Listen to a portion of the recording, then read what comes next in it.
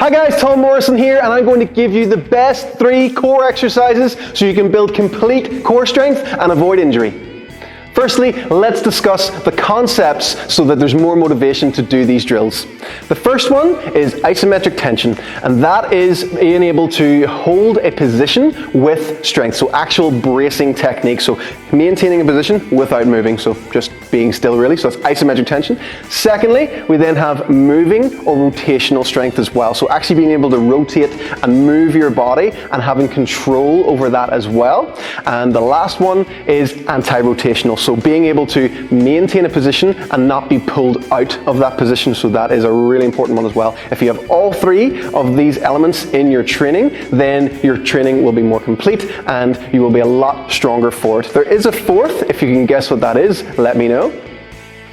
Here are some examples of my favorite exercises to use. The first one we're going to do is a plank but with tension. This is to teach bracing and being able to keep a neutral spine when you're lifting, okay? So what Jenny's doing right now is just holding in position, so it's kind of rubbish. What we really want to have is more tension into the position, and how we do that is by squeezing the fists as hard as we can, driving the elbows down, pushing the feet into the floor, squeezing the glutes and tensing the abs but without rounding the back, okay? Now she's starting to shake, now she's having to work. She also needs to make sure she can turn her head left and right, make sure her neck's nice and relaxed, and this is what we actually want. So take a rest for a second, Jenny. So boom, down like that. So what we want to do is do that for 3 sets of like 10 seconds, okay? So think about the last time you did a really heavy lift. You never see someone just sort of go, eh, whenever they're lifting the weight, they go, brace, and this is what you need to get into your plank. So this is your isometric strength. Jenny's going to work on holding the position and creating that tension in the belly. Take a breath in and then lock it down, crush that air, and this is what you want to think about before you lift heavy weights, okay? So this is proper bracing technique, and this is how you practice it without load, okay? So that's your first isometric core exercise, and then we're going to move on to our rotational exercise.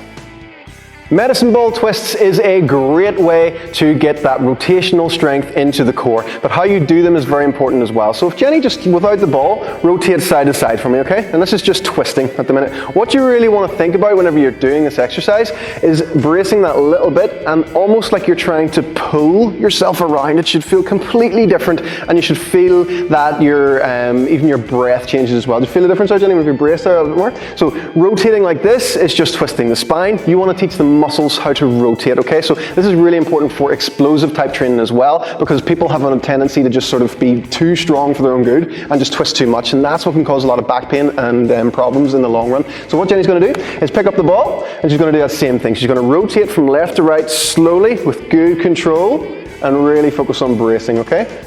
That's good. So you can see everything working. She's shaking a little bit as well.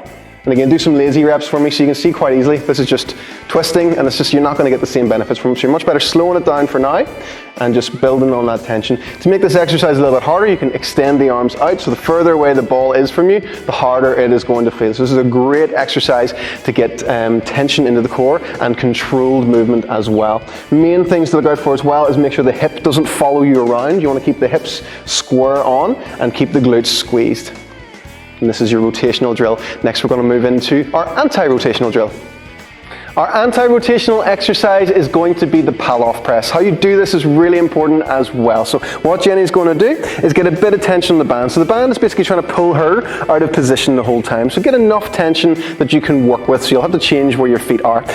Or step backwards and forwards to sort of increase the tension or decrease the tension as needed. So what Jenny's going to do is resist the band, extend her arms out. So what the band is trying to do the whole time is pull her this way, and she is just with her core resisting that. Again, keep the glutes squeezed that little bit, tuck everything down like this, and just push forwards and backwards, okay? So this is your ability to resist being pulled out of a position. So it'd be a very common one to see people when they're deadlifting. If they were to collapse on the one side, that can just give that, or that would be because of that little bit of weakness in that one side. So you're going to do this on both sides. If Jenny turns around, that's just how you do the other side. So if you notice that this is really hard on one side compared to the other side, then you want to be working on that and strengthening that, because that could just be that little bit of an imbalance, which is enough to annoy your form, especially with heavy weights, okay? So aim for doing 10 to 20 reps per set and focus on your breathing as well. If Jenny turns back around, other things to look out for is not to turn this into a shoulder exercise. So if Jenny's shoulders are way up here, she's really pulling with the arms, you don't want that. You keep the shoulders down and neck nice and relaxed the whole time. Think about down here. So you should really feel this exercise in the obliques if you're doing it properly. and this is your Pallof press. So whenever we combine all of these movements together, that is what gives you that complete core strength. So you're just going wah-bah, wah-bah, wah-bah, wah-bah, and it just makes you overall stronger. If you use these 3 exercises and concepts in your overall training, you're going to feel a lot better for it, and you're also going to run into a lot less problems. So make sure that you attack your core from all angles. There is a 4th exercise that we're going to put in a later video, but can anyone guess what that is? Leave it in the comments. And as always, like, share, comment, subscribe, and do all that good stuff to keep us going.